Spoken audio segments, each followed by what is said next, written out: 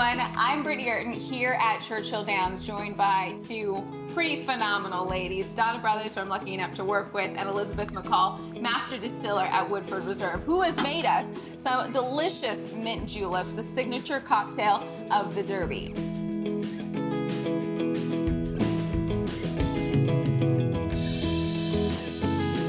This is a very traditional Kentucky Derby drink. As a Kentuckian, we have a lot of pride in our bourbon, and to say that I make this and that I ensure the quality is pretty cool. And to be one of the only women doing that is also a huge source of pride for me. Donna, you have so much history in this sport, but starting with your mother, what was it like growing up with her, holding one of those few female roles in the industry? I just saw that her hard work and her dedication to her craft and to her success paid off. I think people like my mother and Julie Crone and lots of other female riders have proven that women are every bit as good and capable as men. Distilling versus riding, do you have to see an example of yourself to feel like you have the opportunity to do it? Yeah, I think that does play into it. You know, people often ask me what it was like to be a woman working in a male-dominated sport, and my answer to that has always been, it was actually my sport. My mother was a jockey, hello? I never feel like a fish out of water, so to speak, but Elizabeth, clearly the bourbon-making industry has been male-dominated. What was your experience? I have a voice and I have a presence and I have a purpose for why I'm there, and there are no other women in my role at my company, and there are very, very few in the world.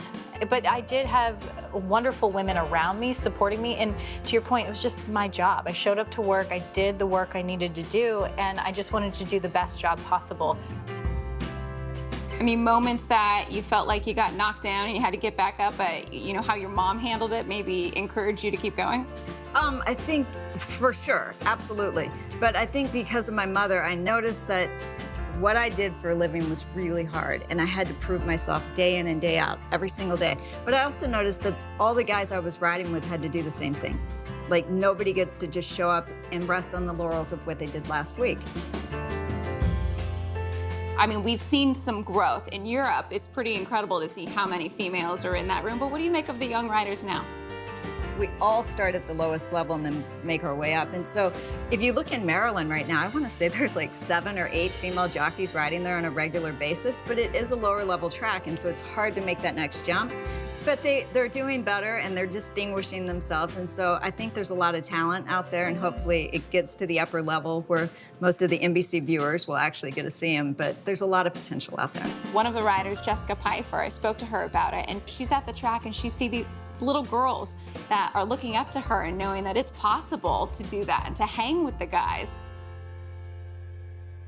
We're beginning to see it in corporate roles, at farms, on the back stretch, of course. I mean, they're integral to this industry. There's lots of different disciplines with horses, and one of them is eventing, where they have to go over these massive jumps. And I've covered these eventing competitions, and there are just as many women involved with these competitions as there are men. They're racing secretaries, or they're racing officials, or at Churchill Downs, the head steward is a female, Barbara Borden, and also there's a lot of female owners. What more could be done to get women into these male-dominated industries? Just spreading the word of how you can get involved. How do you start to be a jockey? Where does that begin? Where does it begin to work in the distilling industry? And for me, it was an entry-level position within our parent company, you know, and so it starts there, and then nurturing those young women as they go through the process. I would like to see more field trips with younger kids going to visit farms and going to visit tracks and going to visit the Kentucky Horse Park, because I feel like where they go,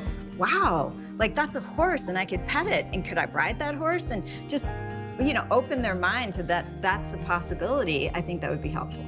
What is something that girls wanting to get into any industry that appears male-dominated, what would you want them to know? You just work hard and you believe you can achieve. Be okay to fail, be okay to make mistakes, and to try something.